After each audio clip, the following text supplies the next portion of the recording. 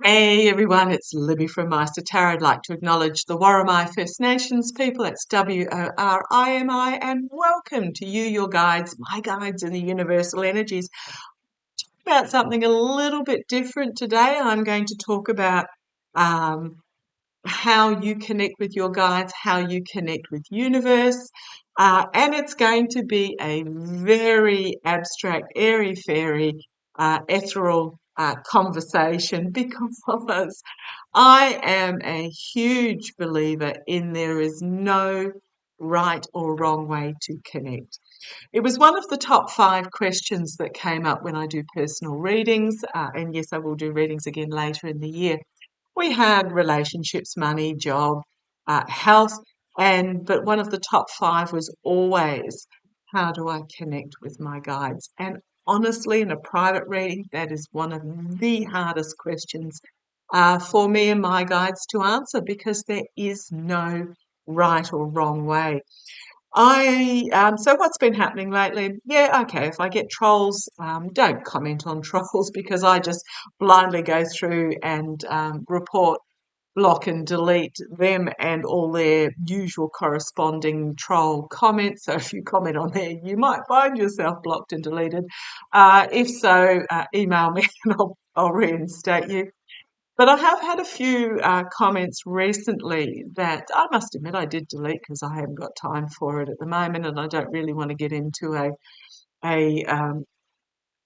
debate in the comments section uh, with the energy that particular people have been putting out there. But I've had a few comments recently, basically declaring that I read the cards wrong, that I should be reading the actual meaning of the card, or I should be doing a particular spread in a particular way, and just very much trying to enforce their own um, methods of doing things onto how I read. Now, I don't have a problem with that. If you want to read in your way, that's great. I read in my way. And I am a huge believer, and for those that have had private readings and asked this particular question, there is no right or wrong way to you to connect with your guides, to you to uh, connect with universe, for you to uh, read the signs that you are given. Now, I do not care whether you read cards, pendulum, dowsing sticks, tea leaves, the dog hair on your socks, snail trails, crystals, go by gut instinct, channeling visions, or even organized religion. I, whatever connection that you can bring forth that connects you, your soul, your energy with your guides and with universe is how it is meant to be for you. If anyone tries to dictate to you that you are doing it wrong or that you should do it in the way that they say that you should, for example, I'll use organized religion uh, and just say, if anyone says, oh no, this is how you have to pray to God, I'm sorry, I don't believe in that whatsoever. Your relationship with your guides and universe is so intricately connected and it is so incredibly personal, and it is only something that you can achieve with your guides themselves. So I don't meditate because to me that doesn't fulfill a connection with my boys. My boys, I know and I trust that they are just here with me all the time. And if there's something they need me to know, they will let me know. No uncertain terms about that. If you want to know about how my connection with my guides came forth, pop journey in the search option, and there's a couple of videos there in regards to that. So I won't cover that old ground. It took a good 6+ months for me to actually um, be comfortable in that connection and to be fully trusting in that connection as well. But I find being with universe, with my guides, is about being. It's being with them, being with the trust, being with the knowledge. It's not about actually sitting down and doing. Now, automatic writing might be something that is a doing movement, but when you are doing automatic writing, you are actually being. So if anyone tries to dictate to you how you should read, what you should read, not going there. Not going there at all. It's also with the meaning of the cards. Now, when I choose tarot cards, unless there's something I see another reader using that I'm incredibly drawn to online, I have to choose my cards physically in the store. So I go into a store and I look at the cards, and there will be, if there's a deck there for me, I will be drawn to it. And I can't deny having to purchase it, which means I don't have a lot of decks because I have to actually, there's just a compulsion. If I go into a store and there's a whole array of cards there, and if I'm drawn to one in particular, there is a compulsion to buy that deck. I've bought decks online where I've just gone, they've arrived, I've gone, nothing happening here, and I've passed them on. So again, very personal. When I'm talking about the cards themselves, the meaning of the cards, that was another thing that was brought up, the meaning of the cards. Just hold this one up because it's the bottom of the deck using my Lightseers deck. The Six of Pentacles. Every card has so many meanings. Pentacles can mean money, often mean money, but they can also mean opportunities. They can also mean healing. They can also mean security and stability. I'm just lifting this card up because it just happened to be the bottom on the deck, the bottom one on the deck, and we've got this infinity circle symbol going on behind here. Six of Pentacles, it can mean loans and debts. It can be giving and receiving help. It can be giving and receiving healing.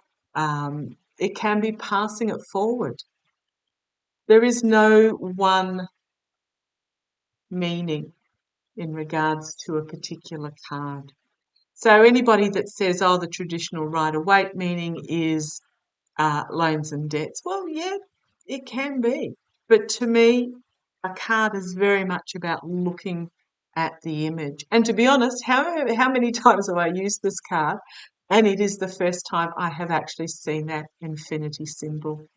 But to me, when I'm using this deck and I choose particular decks for particular reasons, it's very much about paying it forward, giving help, giving healing, and then passing on that healing, unless I'm asking a specific question about money. Similar with this card here as well, the Three of Wands. I think from memory, because I don't really use a Rider-Waite deck, the traditional meaning of this is your ship coming in. But if you look at the image on this card, she's got the surfboard under her arm. She's looking out at the distant horizon. To me, it's very much, yes, the traditional, a plan coming to fruition or your ship coming in. But to me, it's very much about being able to see the broader horizon. Her hair is swept back. It's in the wind. It's about freedom. She also has a lot of symbols drawn in a ochre, in a mud on her legs. I haven't really looked at those. I know when the time comes that if I'm drawn to them, I'll be drawn to them.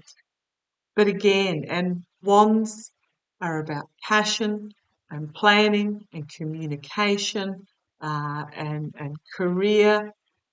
But there's so much more in this card. So much more in this card than simply a career coming to fruition or a plan, a ship coming in or anything like that. So I just wanted to share that with you today. Feel free to put comments. I'm here for discussion.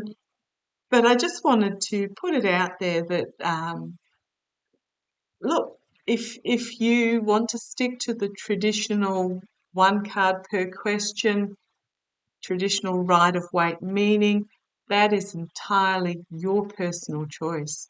But as light seers, we really need to have empathy and compassion for others, understand that the connection between us, our guides, the universe, is a completely personal connection, and I will never dictate to you how that connection should be,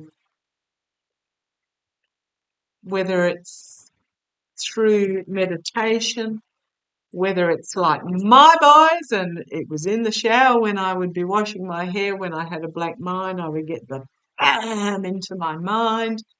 Um, Early on, they weren't resting. Whether it's going for a long walk, whether you're in the garden, whatever your connection with your guides is, that is incredibly personal. So I'm just going to draw a card from the Work Your Light Oracle card. Oh, they wanted that one. How can you mother yourself? Star Mother, how can you mother yourself? How can you care for yourself? I'm not going to say mother as in that reminds me almost like smother, mother. That's more about how can you care for yourself, love yourself regardless of all your flaws. And yeah, we all have flaws. If I'm looking a bit tired today, my local rugby league team, who we are great supporters of, were playing a knockout do or die match last night. Locally, didn't get tickets, so we went down to the local club to be amongst fans, supportive fans. It was a nail-biting, down to the wire, nothing left in the change room match. Oh my goodness, they won. So yeah, what cards coming out in regards to this message today? Get grounded. Get grounded. When I read, I don't ever wear shoes. I have my feet firmly on the ground. That's just a personal thing for me. But it's empaths, highly sensitives, connect with nature. And when they're talking about connecting with nature, it doesn't necessarily mean that you have to go out into a garden or lie on the grass, which are wonderful things to do, but it is more about being connected with your surroundings, with the air you breathe, with the spirituality that you feel around you, and call back your power. You are protected. Retrieve your soul in the way your soul is meant to be. So love to you all. Take care. Start the conversation. See you shortly.